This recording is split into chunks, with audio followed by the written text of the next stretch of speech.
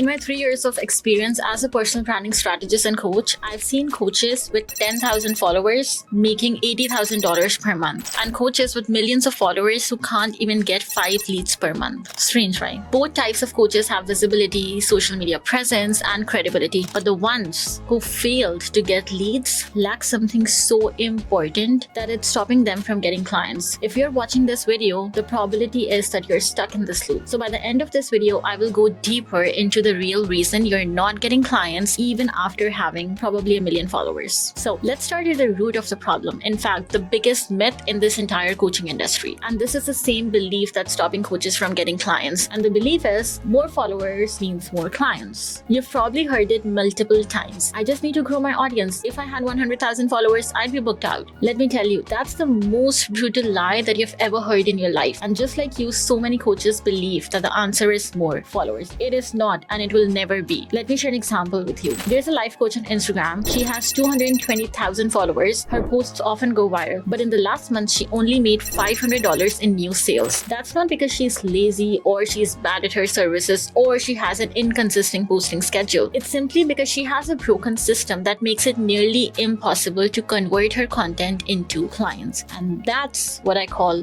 the visibility trap. If you get stuck in this trap, you'll have a lot of audience's attention, a lot of DMs, but that audience will only satisfy your ego, not your bank account. Now, you must be thinking, but Maham, if I had a bigger audience, it would be easier, right? Not really. According to research, only 7% of digital creators make over 100,000 per year, and many of them do not have huge followings. But you know what most of those top earners have in common? They have a clear offer. They have a conversion funnel. They have a brand that sells for them, even when they're offline. You've got to keep in mind that your social media followers do not guarantee leads. Yes, your strong social media presence builds credibility, but it does not always get you the potential clients. Only about 1 or 2% of your followers ever become your paying clients. So stop chasing numbers and focus on building a pre-sold audience that's ready to buy your services. This is what I have in my DMs every day. Hey Maham, my content is getting likes but not clients. Maham, I'm tired of doing all this work and still questioning my prices. If that's you, pause for a second, as I'm going to break down the 8 biggest reasons why big following coaches still don't get clients and how you can avoid each one. Starting with the first mistake and the real reason with millions of followers still don't get clients. The real reason with millions of followers still don't get clients is that they have built their personal brand with no personal relevance. Yes, they have high resolution photos, inspirational quotes, and an aesthetic brand color. But when you look at their content, it gives no value. And I call this digital decoration. It looks polished on the outside, but inside, it doesn't even position them as someone who solves real problems. For example, a post with a caption, "Helping to live your best life," does not position you as a lifestyle coach. It has zero value for the audience, and that's the reason this type of content does not convert into clients. This is what leads to the next and most important mistake. They are expert trap. Many coaches with millions of followers are amazing at coaching, but terrible at selling. They forget that coaching is a fulfilling career, but it's also a business, and like any other business, it needs clients to survive. I personally know one of my clients who was incredible at trauma healing. She even had 10 years of experience, but still she was stuck at $3,000 per month. The reason is that she hates selling her offer to others. She even said that she finds it pushy or creepy. That's when I realized that the problem is not in her mindset, it's in her system. So I fixed her system by rebuilding her offer stack, creating a story-based funnel, and rewriting her content to softly pre-sell. She hit $9,000 the next month with fewer calls than ever before. That's why I repeatedly say that being great at your craft doesn't mean that the clients will chase you. You need a system that sells for you, but that system only works when you know what to post and how to post. That's the biggest mistake we're going to talk about. But before that, I want you to take a moment and like this video, as it will help me create more valuable content like this. The third mistake is not knowing what to post for your brand. I call it being in the value prison. You've seen this trap over and over. It is repeatedly found in coaches who have millions of followers but no clients. You'll see them posting carousels after carousels, posts after posts, and reels after reels. For example, generic posts like how to build a high-ticket offer in 5 steps, 10 ways to get clients this week, script templates you can steal. I mean, this is good, this is valuable, but no one is actually buying it because these coaches have trained their audience just to consume this type of content and then skip it.